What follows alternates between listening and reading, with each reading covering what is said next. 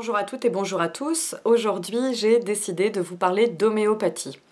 Alors, quelques recommandations avant. Si vous ne croyez pas en l'homéopathie, si vous pensez que c'est juste un effet placebo, que c'est une perte d'argent, que ce sont des foutaises, rien ne vous oblige à regarder cette vidéo. Donc, au lieu de laisser un commentaire méchant, acerbe et qui ne va pas faire évoluer les choses, vous pouvez dès à présent cliquer sur la petite croix en haut de votre navigateur et quitter cette vidéo.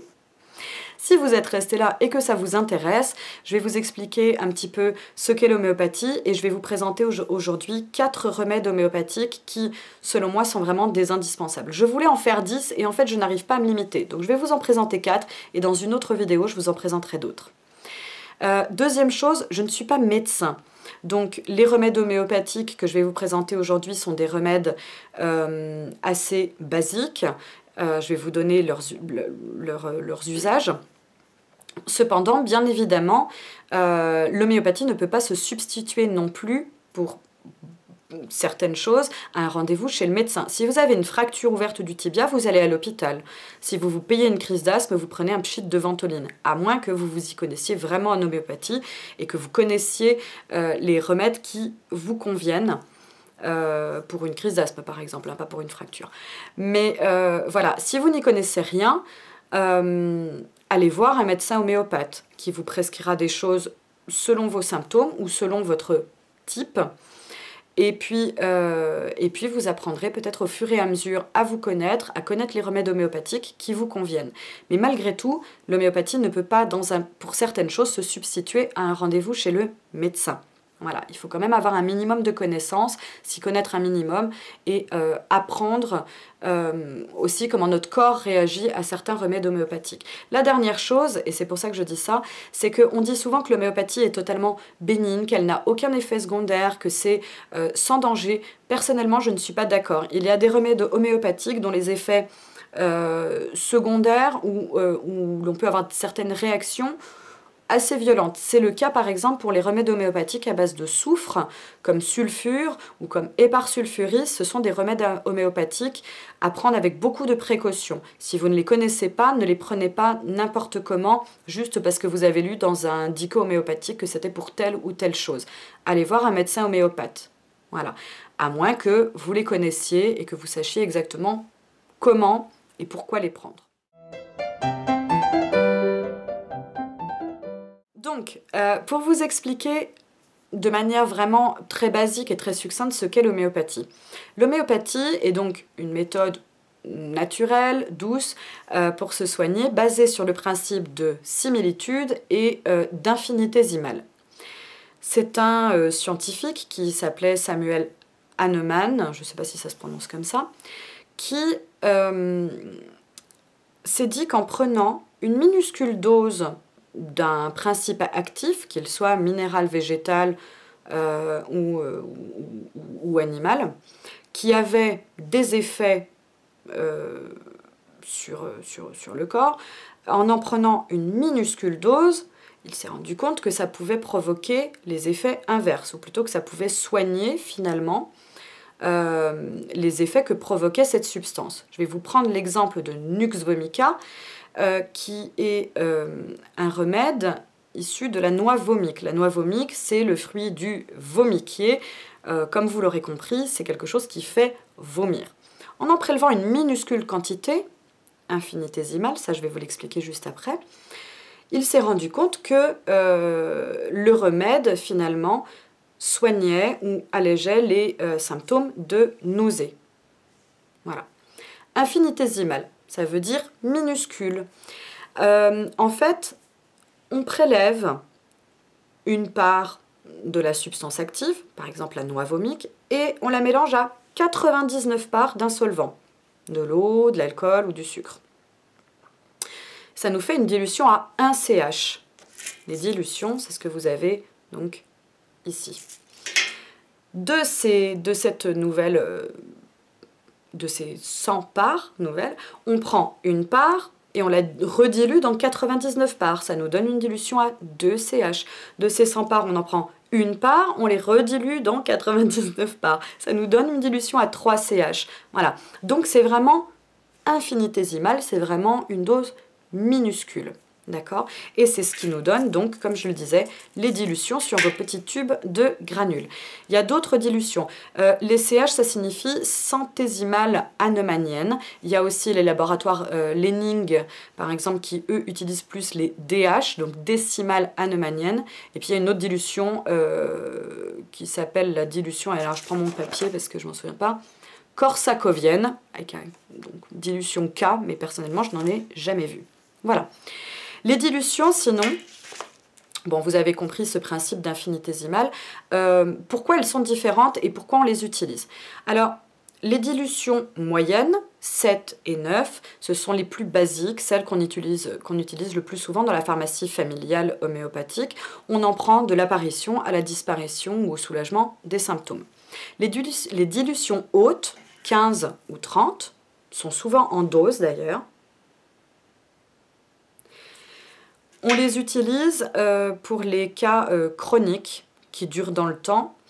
Et à ce moment-là, on en prend une fois par semaine ou une fois tous les 15 jours. Ou suite à un choc.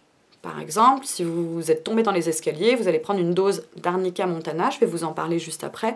Ou si vous vous êtes fait piquer par une guêpe, vous allez prendre une dose suite à la piqûre. Quant aux dilutions basses, donc 4 ou 5 CH, elles sont prescrites en général pour les cas aigus et ponctuels et assez limitées dans le temps. Et à ce moment-là, on prend 3 granules 2 à 3 fois par jour. En général, ce sont les homéopathes qui prescrivent les dilutions basses. Vous, en automédication, vous préférerez les dilutions 7-9 ou 15-30 en dose. Donc comme je disais aujourd'hui, j'ai décidé de vous présenter les 4 remèdes homéopathiques qui pour moi sont vraiment ceux à avoir dans votre pharmacie, voire dans votre sac en permanence. Le premier que je vais vous présenter, qui est vraiment un indispensable, c'est Arnica montana. Alors Arnica montana, donc l'arnica, vous connaissez aussi, ça peut se faire en huile, en teinture mère, en gel. C'est le remède pour les coups, les bleus, les bosses, les douleurs musculaires, les courbatures, les chocs. Et quand je parle de choc, c'est aussi valable pour les chocs émotionnels. C'est aussi un très bon remède pour le surmenage vocal, pour les conférenciers, pour les professeurs, avec un autre qui s'appelle Arum triphyllum, que je vous présenterai une autre fois. Donc un très bon remède pour ça.